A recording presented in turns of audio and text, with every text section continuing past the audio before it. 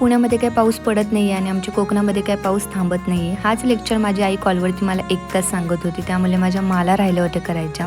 घरी येता येता मी माला करत होती.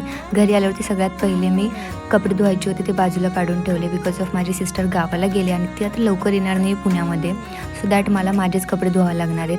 मग केसांना ऑइल लावून घेतलं कारण का माझं खूप जास्त डोकं दुखत होतं आज. घरी जेवढं काम होतं ते करून घेतलं आणि आज बनवणार होते मी मोमोज. जिथपासून मी प्याज लसूण सोडलं आहे ना तिथपासून सगळं घरीच बनवावं लागते आणि आय थिंक हे सेकंड टाईम मी बनवते मोमोज आणि त्याची रेसिपी खूप जास्त इझी आहे.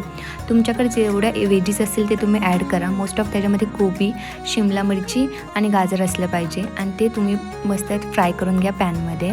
त्यामध्ये तुम्ही तुमच्या स्पायसीनुसार टाकू शकता जेवढा स्पायसी पाहिजे तेवढा.